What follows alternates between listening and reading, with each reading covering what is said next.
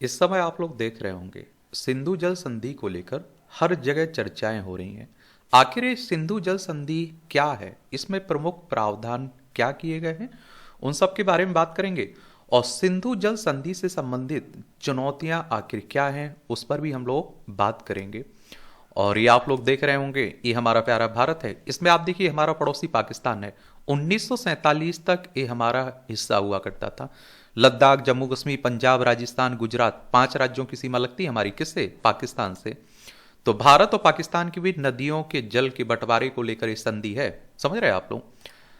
तो यह भारत और पाकिस्तान के बीच 1960 में विश्व बैंक के तत्वाधान में हस्ताक्षरित एक जल बंटवारा समझौता है। और विश्व बैंक की बात करें तो वर्ल्ड बैंक की बात हो रही है। जुलाई 1944 में इसकी स्थापना हुई थी। वॉशिंगटन डीसी यूएसए में इसका हेडक्वार्टर देखने को मिलेगा।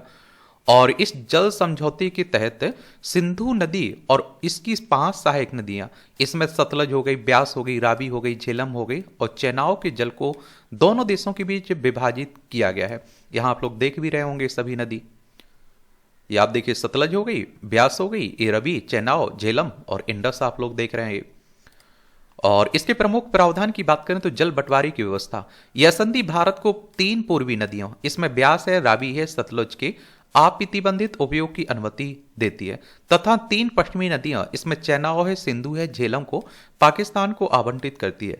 साथ ही भारत को विशिष्ट परिस्थितियों में घरेलू गैर उपभोग कृषि और जल विद्युत प्रयोजनों के लिए इन नदियों के जल का उपयोग करने की कुछ छूट भी देती है। इस व्यवस्था के अनुसार पाकिस्तान को सिंधु नदी प्रणाली से लगभग 80% जल आवंटित किया गया है और जबकि भारत को लगभग 20% जल मिलता है इससे। स्थायी सिंधु आयोग। तो संधि ने दोनों देशों के प्रतिनिधियों के साथ एक स्थायी सिंधु आयोग की स्थापना को अनिवार्य किया और जिससे संधि के क्रियान्वयन को सुनिश्चित करने के लिए वार्षिक बैठक करनी होती है। विवाद समाधान तंत्र की बात करें तो आईडब्ल्यूटी का अनुच्छेद आप देखते हैं कि इसमें अनुच्छेद 9 3 स्तरीय विवाद समाधान प्रक्रिया की रूपरेखा प्रस्तुत करता है। और आप देखिए IAPIC द्वारा समाधान संधि की व्याख्या तथा या फिर उल्लंघन से संबंधित प्रारंभिक विवादों या प्रश्नों का समाधान PIEC यानी कि स्थायी सिंधु आयोग द्वारा किया जाता है, जो भारत और पाकिस्तान के अधिकारियों का एक द्विपक्षीय निकाय है। निष्पक्ष विशेषज्ञता।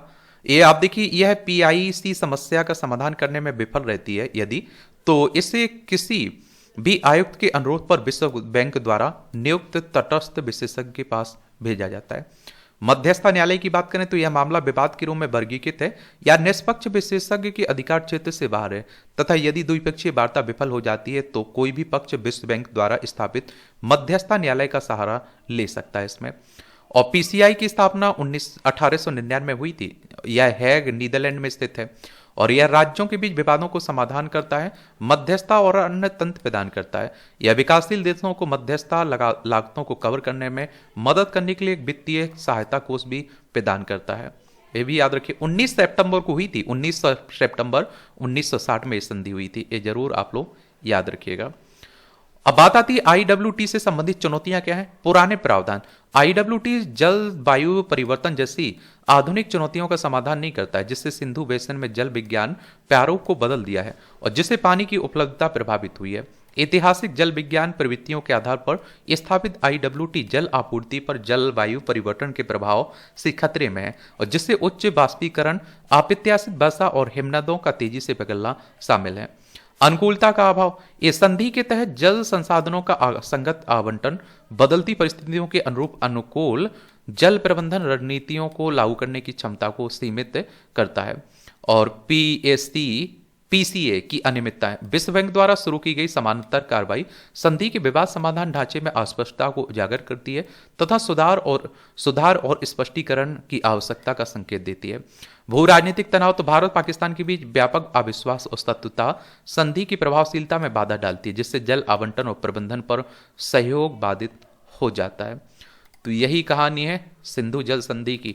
इसके बारे में एक सामान्य जानकारी जरूर आप लोग याद रखिएगा। मेरे लिए कोई सवाल हो, अब सुझाव हो तो जरूर बता सकते हैं। धन्यवाद।